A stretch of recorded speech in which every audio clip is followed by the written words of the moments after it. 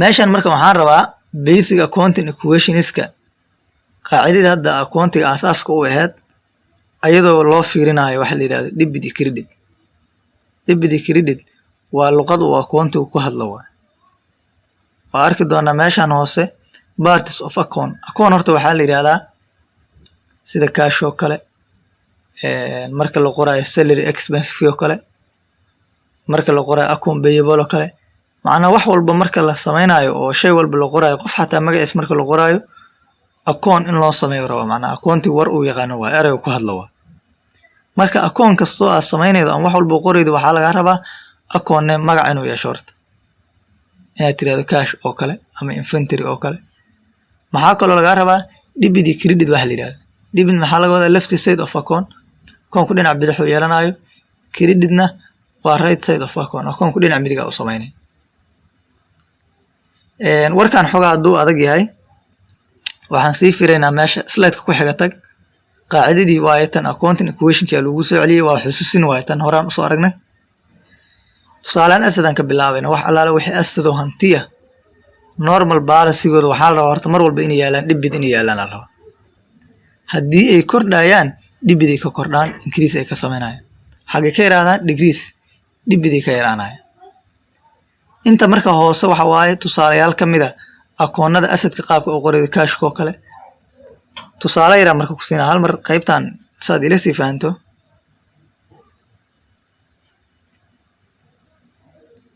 tusaale ahaan waxaa lagu yiri asad wax alaala wixii asada waxay ka bataan dhinaca debitka.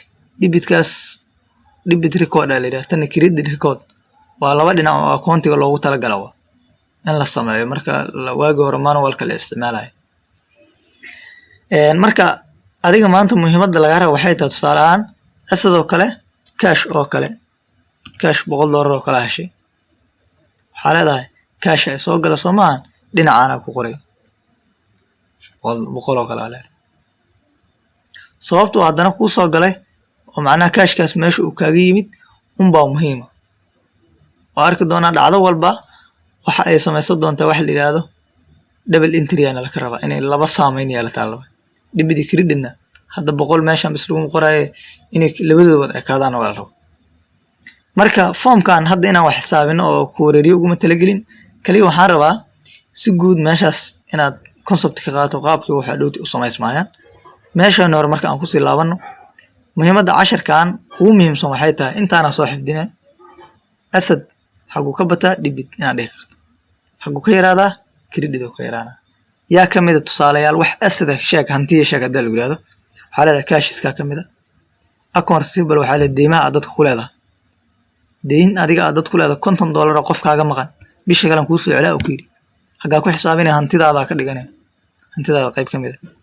building dhismaha guryaha ku dhisan hantidaada ka mid yihiin. supplies alaabaadka yararka haysato sida eefoorada iyo qalimaanta waxyaabahaasna hantidaada ku jiraan. prepaid rent kirada aad hormarido hantidaada ka mid ah. fahmaysaa? tusaale ahaan $100 oo kale guri sii siday welina bishii maada dhamaysan hanti ahaan ku xisaabsanay hantidaada hadhowtii qayb iskaga jeeri doontaa waa arkayna. inventory badeecada ah haysato ayadana hantidaada ka mid ah. marka qaybtan accountskan waa sii fahmi waa noo hayna accountka la sheegayna kuwan waayo account bank ka samaysan maahan muhiimada. waxyaabahan hadhowtii qori doonaa magacyadooda. building account noqonay, inventory account gooni noqonay, saas loo qori doonaa. intaas marka waxaan ka rabaa inaad soo xifdido meesha uu ka siyaado asadka meesha uu ka yaraa wax allaale wixii hanti isku sharci qaadanaya. rule-kan iyo luqadana baranay waxaan gaab ah la yiraahdo general accepted principles ka waa sharci accounting oo dhan oo wada fahansan yahay waa. liabilities wax allaale wixii deyna horta sida caadiga waxaa lagu yiri credit ay joogay deynta. xataa hadda xisaabta si fiican u fahansantaa fiiray qaacidadii waa tanaa. macnaa hadda ay goltaan aan dhinacyada ka fiirino dhinacaana ka soo qaad inuu debit yahay dhinacaan kalena asagin inuu credit yahay. marka waxaa lagu yiri liabilities ka marka deymaha ayaga dhinaca credit ka joogaan dhinacaan ay joogaan oo equation dhinaceeda kala midiga. haddii marka la siyaadayo aan dhahay haddii la yareynayo debit ay ka yaraanayaan decrease debit ay ka yaraadaan.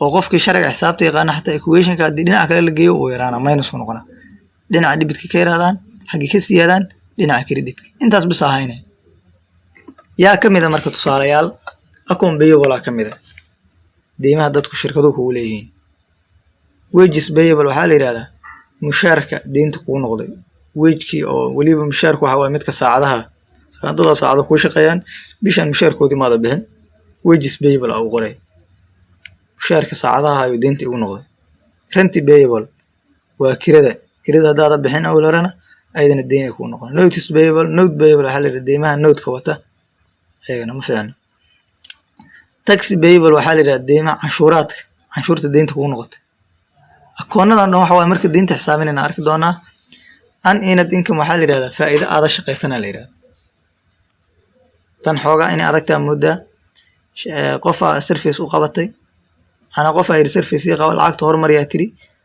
walina hawshi maada qaban deyn lagu leeyahay noqonaa unearned income aad shaqeysan waa owners igutiga aan soo arkin ayadana si kooban dhinac ay ka badato iyo dhinac ay ka yaraato waa sida hadda liability oo kale credit horta iska leedahay haddii la yareeyna xagii ka yaraane debitka ka yaraata hadday badanaysana creditka ka siyaade halaas inaan soo haydaa la rabaa waxyaro marka waxaa jira qaybtan ayadana oo si kooban inaan u sii faa'iideysto la rabo horta accountiga qaacidadiisu intaan ma dhaafto assetka liability-ga iyo owners equity-ga oo capital loo yaqaano lacagta raasmaalka ah marka waxaa la rabaa owners equity-gana marka si qayb sameeyda component qaybaha of owners equity qaybaha iska leedahay wire fiiladan isku xiran waa afartan xabo waxa la yiraahdaa darowal lacag la bixitaanka investment-ga maalgelinta revenue faa'iidada iyo expense intoodaas oo dhanba waa wax un capital ku kooban tahay waa ayada oo si kala baxdo si marka aad hadhowtii aadan igu wareerin afartooda qayb oo ay ka kooban tahay owners equity waa ku soo koobay waxaan sameynaa marka fiirey waxaan ka bilaabaynaa owners darowal lacag la bixitaanka waa fiilada hadda aan soo sheegayna qayb kamid ah w ugu horeeyda waa dhibido horta leeyahay marba haddii lacagta la bixinayo dhinaca dhibid ayay normal u oolaydaa sida caadiga haddii marka la siyaadayo fiiri waa sida assetkii oo kale increase dhibida ka siyaade waxay ka yaraataa dhinaca la yiraahdo creditka ka yaraane marka warkaan ha ku wareerin waxaan lacag la bixitaanku maadaama investment-ga ay cagsi ku tahay maalgelinta dhinaceeda kale u tagay bis si adowti ay minus ugu noqoto markaan adowti tusaalayaal sameynayna arki doonaa kaliya adigu maanta un seexibdi bis dhibidii credit meesha wax ka bataan inaa sheegi kartaa laga rabaa tusaale marka sheegay dulida John Dew Darowin oo kale Ali Darowin oo kale waa marka adowti la qoray Ali Darowin Faarax Darowin saas kale loo qori doonaa insha Allah hay investment-ga maalgelinta waa capital-kii investment-ga waa isla mid ogow xagee caadi iska leedahay credit ay leedahay haddii la yareynayo xagee ka yaraani dhibid waa ka yaraataa creditna waa ka siyaada waa meesha asal ay leedahay tusaalahan saa loo qoraa John Dew ama Ali capital oo kale la leeyahay saas oo kale loo qori doono sii soco marka revenue faa'iido xagee ka badataa horta caadiga normal balance hadda aragto waxa waaye meesha iska leedahay waa asal oo equation ay kala leedahay credit ay leedahay xagee ka yaraanay marka maadaama credit ay leedahay dhibid ay ka yaraataa degrees oo dhaca oo ka yaraataa creditna waa ka siyaade tusaalayaal marka axsaab loo qoraa surface revenue ay leeyahay macna surface revenue surface aan qaban oo revenue kan sales revenue saas oo kale loo qori doona expense marka asagana fiiray maadaama uu revenue cagsi ku yahay xagu taga dhibid horta iska leeyahay asal xagu ka siyaada dhibidka laftiisa ka siyaada xagu ka yaraana dhinaca creditku ka yaraana tusaalayaal marka fiiri supplies expense baa leeyahay alaabadka yararka oo qarashaadka aan ku macnaha iga yimid rent expense kirada qarash ugu noqotay oo bixiyay utilities expense oo korontiga biyaha markay ka baxaan payroll expense waa shaqaalaha lacagaha siiday aan loo aqoonsanaa marka qaybtan kale marka usii gudbimayno waa wixii oo aan sharciga caadiga ku dabaqayno si kooban aniga waxaan ka rabaa 5 shay meesha ay ka siyaadaan iyo meesha ka yaraadaan inaan fahmi karto asad xagu ka siyaada xagu ka yaraada asad dhibidu ka siyaada creditna waa ka yaraada liability xagu ka siyaada creditu ka siyaada dhibidna uu ka yaraana waa soo aqrino kuwaas oo soo xifdinay hay capitalka imaaw capitalka marka waxaa kusoo koobtaa 4 shay noqonee drawing, investment, revenue iyo expense ay noqonee. maxaa leedahay marka drawingka iyo investment waa isku cagsi, revenue-ga iyo expense-kuna waa isku cagsi oo way sireynayaan. drawingku marka investment-ga aan ku hormarno, investment waxa ka bataa credit ka bataa, debit uu ka yaraana. xataa si kale warkaas hadii loo dhigo waxa marka debit la geynayo waxa la geynayaa drawingkiya waa arki doonta. lacag marka la qorayo debit lagu qori doonaa, marka investment la qorayna credit la geey doonaa. revenue-ga ayadana xagee ka badataa waana dhigi kartaa credit. haddii revenue ay yaraato oo la waayo waa expense fogaaw, xaguu ka badana asagana dhinaca wuxuu tagaa debit ku tagaa. debit iyo creditna waa aniga kuu soo sheegay oo meeshan kugu tusaale aad ku fahmi karto qaabkan wax u qormayo kala waa. koonka magaciisa la sheegaa, haddii lacag soo gashay meeshuu galeedo inaad fahmi karto, haddii lacag ka baxeedo meesha aad gelinaydo lacag baxdaa lagu yiri, meesha aad gelinaydo inaad fahmi karto ay suuro gelinaysa haddii alla. marka dhalinyaro qof walba waxaa un laga rabaa 5taas akoon ama 6daas shay oo aan sheegay meesha ay ka bataan iyo meesha ay ka yaraadaan inaad soo kala fahmi karto. kadib maxaan sameynaa casharka slide-ka noogu soo xiga tusaalayaal wixii tusaale loo sameynaa weliba si real ah sida manualka caadiga debit credit kaan oo kale xoogaa haddaan rabaa inaad ku sii fahantaan marka xisaabta xirayno aad ila socotaan aan rabaa oo aan debit credit u keenayaa, laakiin dhowti minus plus caadi ah aan iska isticmaali doonaa say hawsha noogu fududaato. debit credit kaana ma hari doonaan computerka xataa markaan ku shaqeynayno waa wax ku jiri doona.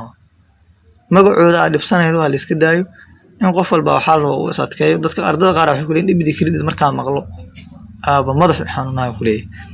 marka debit credit waa laba dhinac waay bis oo sharci lagaga dhigo waay, dhinac midig iyo dhinac bidix bis waay. marka insha Allah waa la soo adkeeyo casharka kale noo balana qaybta introduction kama dheeray doono 3 cashar ama 2 cashar ayaan ku soo koobi doonaa haddii waa leedmo. waanad ku mahadsantahay daawashada casharkan. insha Allah casharka xigana waan is weydiin doonaa haddii waa leedmo.